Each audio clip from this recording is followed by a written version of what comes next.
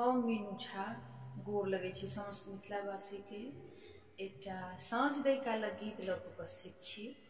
कोशिश करै छी अपने लोकनि के नीक लागे। धन्यवाद। जय मिथिला, जय मिथिला।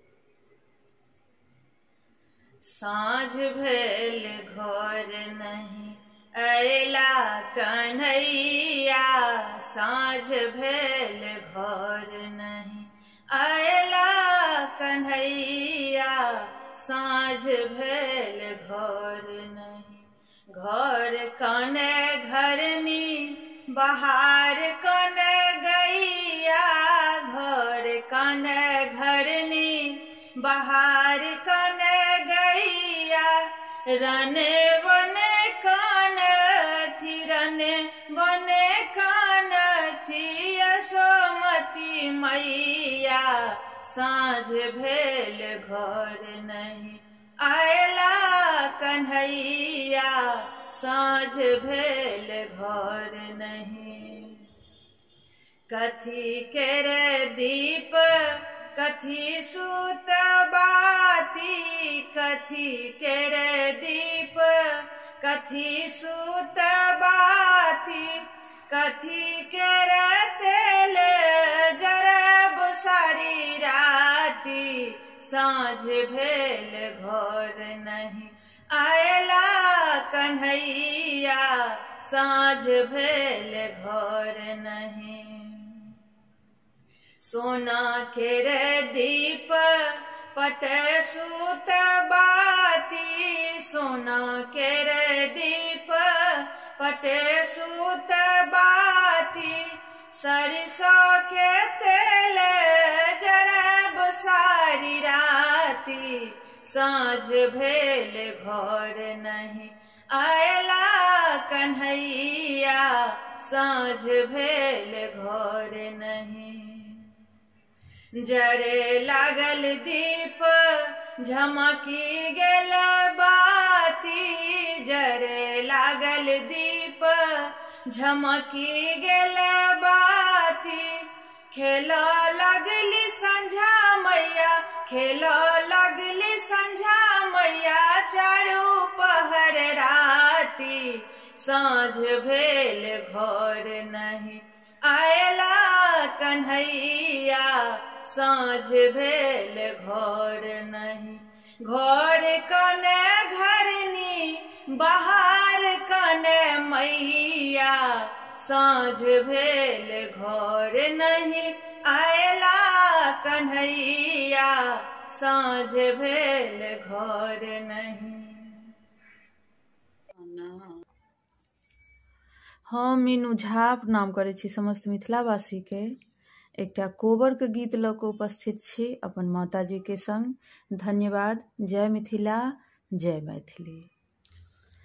चान सूरज सन इहो नव कोबर, चान सूरज सन इहो नव कोबर, दीप जराए आही बात सखी है, दीप जराए आही बात सखी है, ताही कुंवर सुता गेला रामचंद्र दुल्हा, ताही कुंवर सुता गेला रामचंद्र दुल्हा, सिया सुहाबे सुतल छलिकात सखी है, से सुतल छथि कात सखी उठबा गेलखिन छोट हो जिया उठबा गेलखिन छोट हो जिया उठो ननदो भाई गेला परात सखी उठो ननदो भाई गेला परात सखी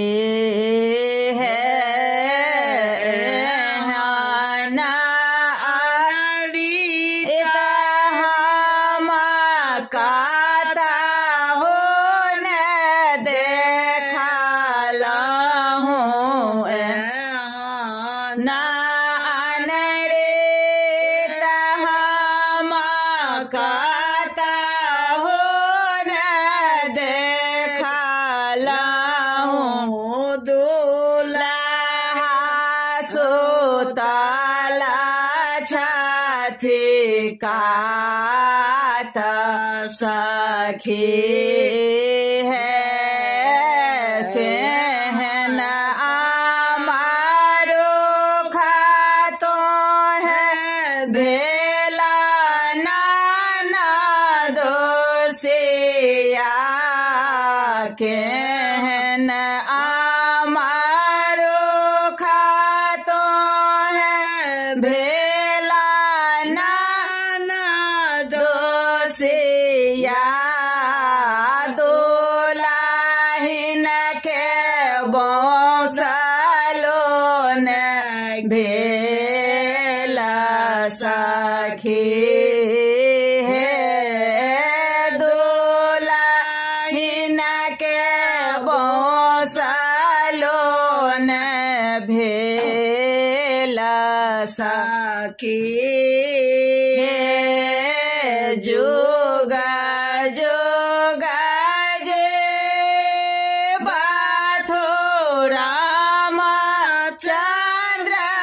दुल्हा सिया के बढ़नो आही बात सखी